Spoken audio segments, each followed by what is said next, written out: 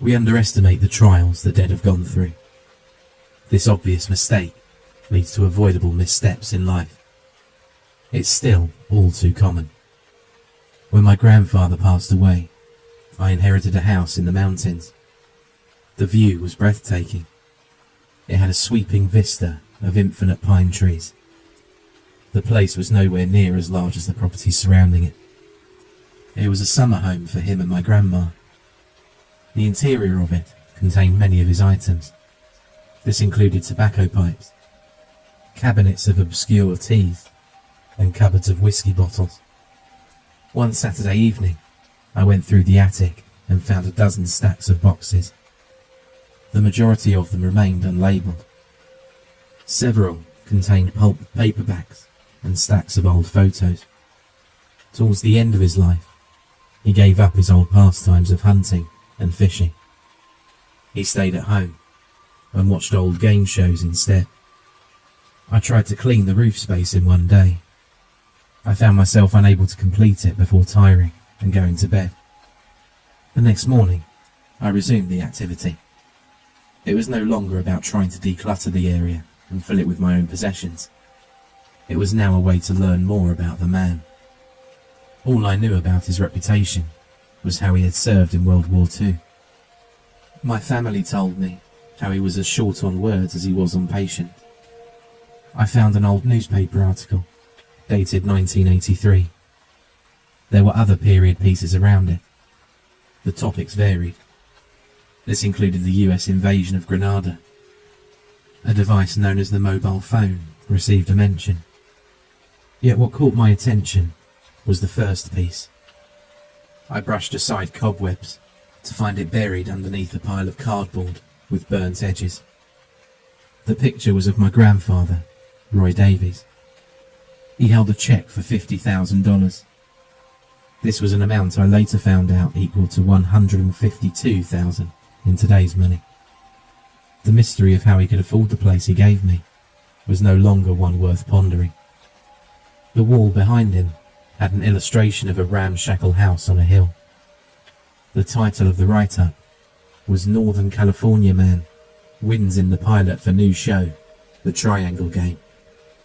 I read the 500-word account. It detailed how he flew to Los Angeles to be a participant in an allegedly syndicated program. There were 2 other people he competed against. The editorial feature didn't go into detail about what the goal of the game was. How to win or to get disqualified was unknown to me. Still, my grandfather walked out a much richer man before he flew back home. It did mention the couple he played against, a man called James Grover and a woman named Daisy Francis. I flipped the article. What I found were words written in orange ink with a marker on the back. CC, envelope exit. I searched online for the Triangle Game. I found variations on the pastime I Spy first. Players would spot triangular items in their immediate vicinity. I discovered a few board games, along with IQ-related quizzes. No information was available about a television broadcast. It took almost a month of research to find where James Grover lived. I managed to find his house by paying for a background checking website. He'd gotten a criminal charge for running a red light in front of a cop. Otherwise, his record was clean. That single infraction allowed me to find him, since it put him in that specific database. I stood outside his red brick house in a suburb. It was a Wednesday afternoon in a neighbourhood located in an upscale part of Illinois. Frost caked the lawns near the heated sidewalk I stood on. I imagined the place to be serene in the summertime, even if it was a vacant-seeming region now. A stretch of abodes stood before me, without their lights on. Nervousness coursed through me. The idea of having travelled all this way for the information to be wrong made me anxious. I walked along the concrete pathway towards his front door. I stepped on a creaky porch. I set aside my awareness of the likely pending disappointment and knocked. A shuffling of feet was on the other side of the entrance.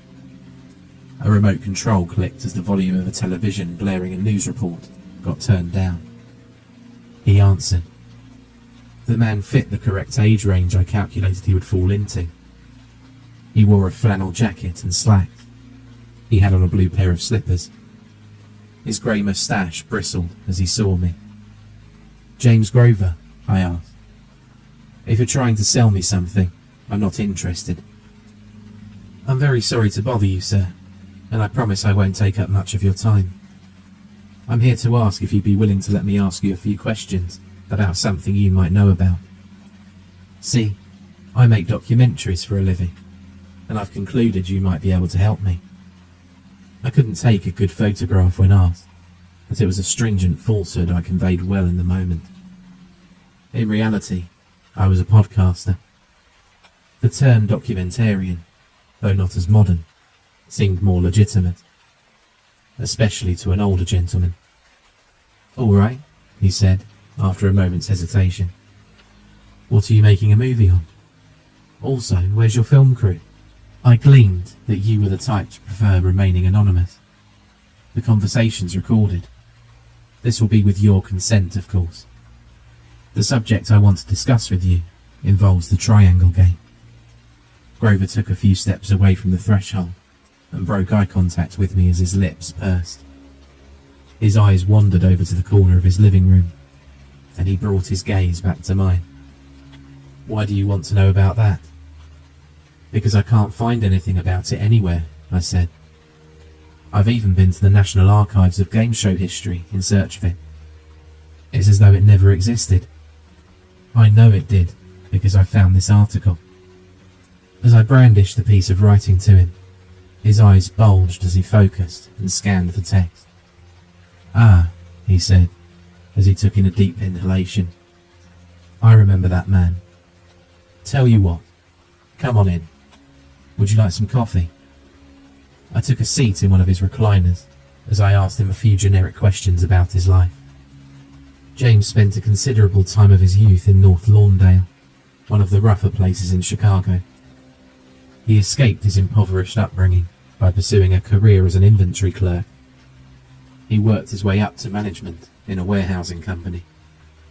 I beat the odds in a big way, he said, as he folded his hands and sat across from me.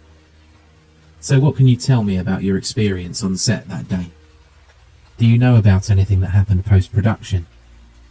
They made us sign contracts where we'd promised not to talk about what we went through with anyone.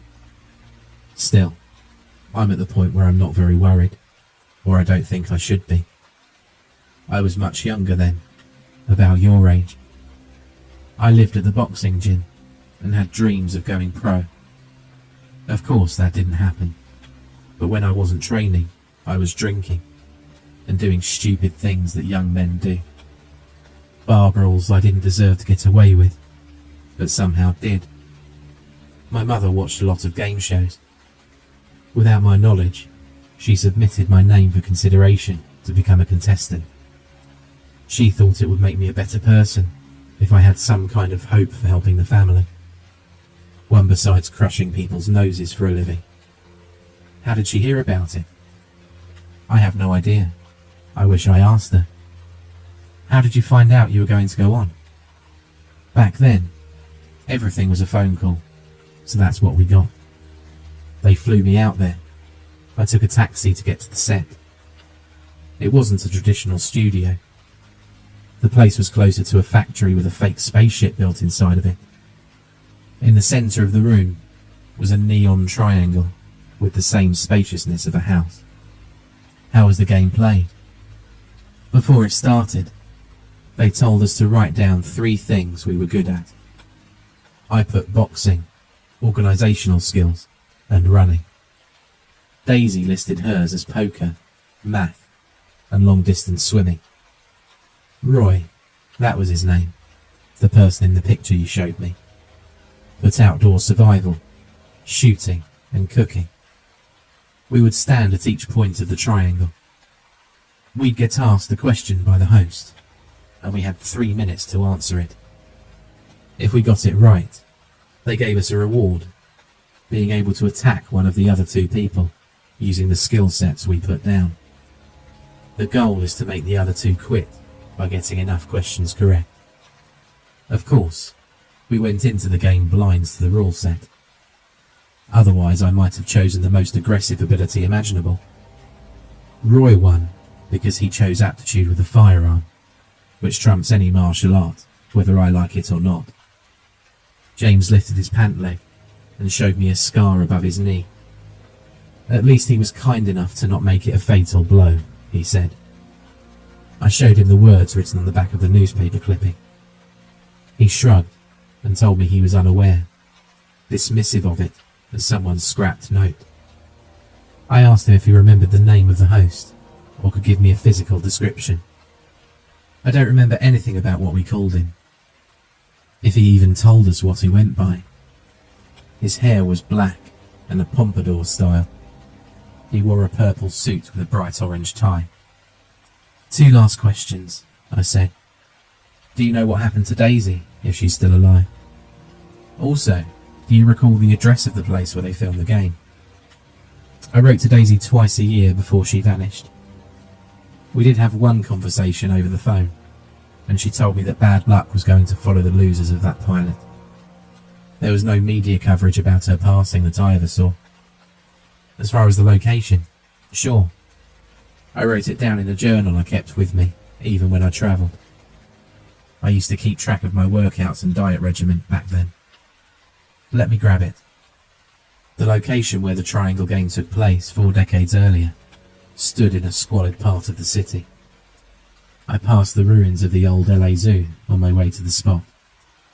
I contemplated how the site I was about to take in couldn't get any stranger. I was wrong. The building was 5 stories, but the front only had a trio of stained glass windows. Bullet holes surrounded the casement. The place had a nave roof and flying buttresses on both sides.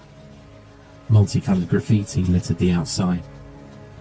It sat in a neighbourhood filled with homeless people who slept on benches. I went there mid-afternoon. I approached the front and found 2 locked doors. I scaled around back. I stepped over heaps of trash in the process and saw an opening in the form of a hole large enough to crawl into. A surge of adrenaline hit me as I belly crawled through. I was taking a bet on how there were no cameras, guards or residents who would make a scene out of my trespassing. It's amazing the rules one will bend for the sake of new content on social media, I opined as I made way into the space. I turned on the flashlight of my phone and saw nothing but an enormous dusty chamber made of concrete. I moved into the next room. A hoarder's lifetime supply of broken antiques sat. Spray-painted devil-horned faces grinned from the ceiling. What caught my attention the most was a camera's tripod. It stood alone in the far left corner. I approached it to get a better look. I kicked aside a bunch of cans. As they clattered away, I looked down and saw a pointed tip of something drawn on the ground. I removed most of the trash by shoving the majority of it aside and saw what was underneath. The large triangle, which took up most of the flooring in the chamber, was still there after all these years. In the centre of it was a thin line of blood. I crouched down and peered at it. The fluid was still wet, and a horrid stench met me. I gagged and recoiled, and in my backing away, my shoulder bumped against a dusty and discarded shelf. Gunfire rang out. I didn't know if it was outside or near me, but I didn't wish to find out. I exited the way I came in with a relentless sprint and drove as far away as I could. A year later, I was finally wrapping up my recording of the podcast. I titled it 3 Ways to Die. While the name of the series was quite sensational, I felt the story merited a bit of clickbait. I had no followers and was unsure of how it would perform. I reasoned that giving the story any publicity I could would help me find the lost piece of media, even if it was on the cutting room floor of that very space I had to leave. I went to call Grover to try and collect an email address so I could send him the pre-uploaded production. A woman answered. "You're looking for my father. He lost his life 6 months ago. Someone killed him. I'd appreciate it if you got rid of this number." She ended the call less than a second after the last word. She wrote me off as an insurance agent, looking to take advantage of a grieving family member. I paced around my room. Although I didn't know him very well, I'd come to like him, and his gruesome end was not one he deserved. I researched crime news to find out what had happened to him, to no avail. The newspaper piece I collected that fateful day sat at the edge of my desk. I lifted it towards me and flipped it over again. I stared at the words, CC, envelope, exit. The sentence was nonsensical. I'd applied my own meanings to the gibberish phrase, like it was a cryptic and silly way of saying outgoing mail. I don't know if it was desperation, a creative inclination, or a weird mixture of both. I decided to run it through an anagram generator I'd searched for on the web. It came up with many phrases, some of them surreal, but the one that popped out to me was expect violence. My stomach turned as I realised how my own personal investigation yielded nothing. I opened the window and was soon exposed to some fresh Sierra air, which was therapeutic but not curative. I decided to take a long walk. I'd been sedentary over the past week due to intensive editing. I figured a jaunt would help me smooth a few psychological knots out. I slid my closet door open to try and find a pair of sweatpants. The sound of thunder reverberated outside. I stared out to find the sky had become overcast. The closet door creaked even louder than normal. Orange ties hung on the rack, and I was shocked to see something crudely marked on the wood covering at the back. A triangle, painted a pastel green.